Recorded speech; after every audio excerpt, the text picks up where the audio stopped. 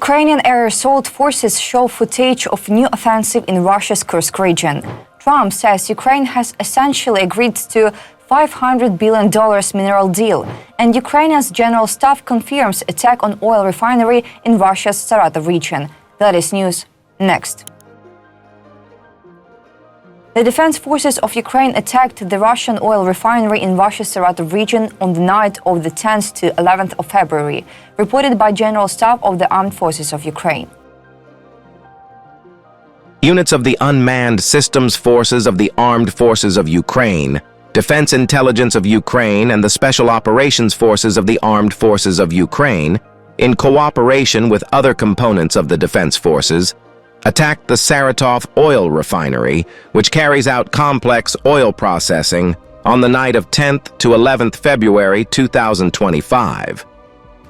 About details, this Russian refinery mainly produces petrol, fuel oil and diesel fuel. In total, it produces more than 20 types of petroleum products. The company is involved in supplying the Russian occupation army. The General Staff of Ukraine confirms the attack. A fire broke out at the facility. The results of the damage are being established. Russian local authorities and public media reported that drones struck an oil refinery in the Saratov region of Russia on the morning of the 10th to 11th of February, causing damage and the fire. The command of the Ukrainian Air Assault Forces has published a video showing new offensive operations by Ukraine's defense forces in Russia's Kursk region in early February, reported by Communications Department of the Air Assault Forces Command on Facebook. In close coordination with support units, combat and logistical forces, paratroopers of the 82nd Separate Air Assault Bukovina Brigade successfully conducted offensive actions in one of the fronts within Russia's Kursk region.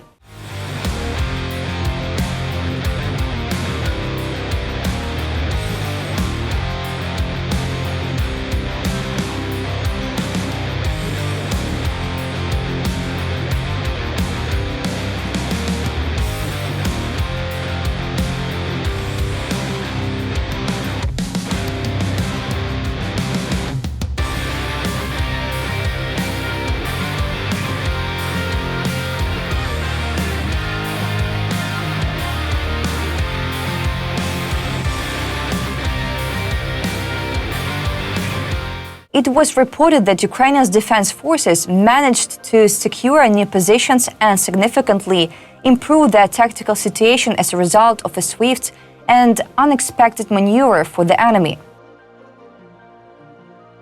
The main target of the Russians last night was gas production facilities in Poltava region, reported by Colonel Yuri Ignat, head of the communications office of the Ukrainian Air Force Command in a comment to Ukrainska Pravda. About details, Ignat noted that Russia has repeatedly targeted Ukraine's fuel and energy infrastructure with gas production facilities in Lviv and Ivano-Frankivsk regions previously coming under attack. He explained that defending against such strikes is particularly challenging because the Russians launch a mix of aerial threats, cruise, air-launched and ballistic missiles, along with attack drones. As for the air defense response, Ignat confirmed that some missiles were intercepted and others were disrupted by electronic warfare systems.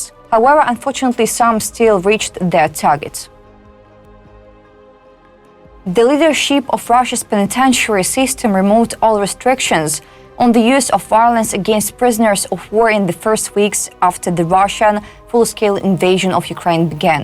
This decision marked the beginning of years of systematic torture of Ukrainian captives in Russia prisons, reported by the Wall Street Journal. About details, the Wall Street Journal noted that Major General Igor Potapenko, the head of St. Petersburg prisons, delivered a direct message to the Special Forces units of the penitentiary service who were assigned to oversee the influx of POWs in March 2022, just weeks after Russia launched its full-scale invasion of Ukraine.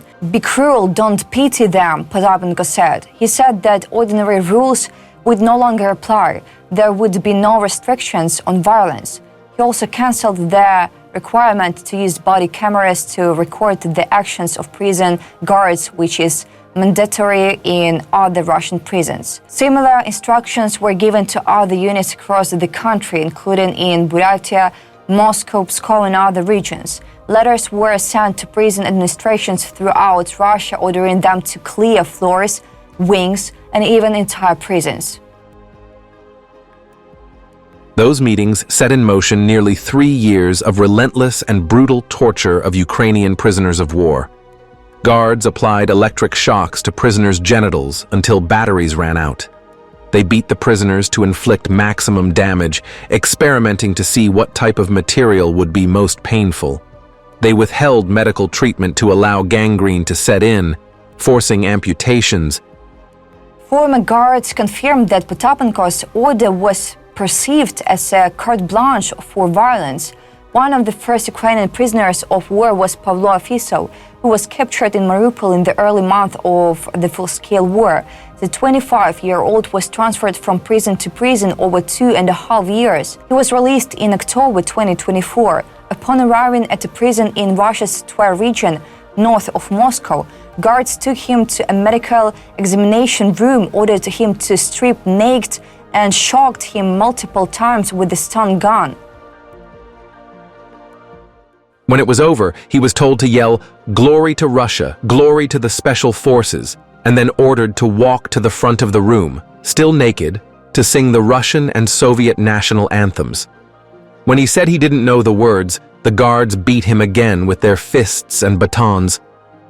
As former guards and human rights activists said, this brutality served a clear purpose for the Russian authorities to make prisoners more compliant for interrogations and break their will to resist. The cruelty drained any will or ability to fight again if they're ever swept, said Vladimir Osechkin, head of the Russian Gulagu Net human rights organization, who helped Russian penitentiary officers flee the country and testify before the International Criminal Court.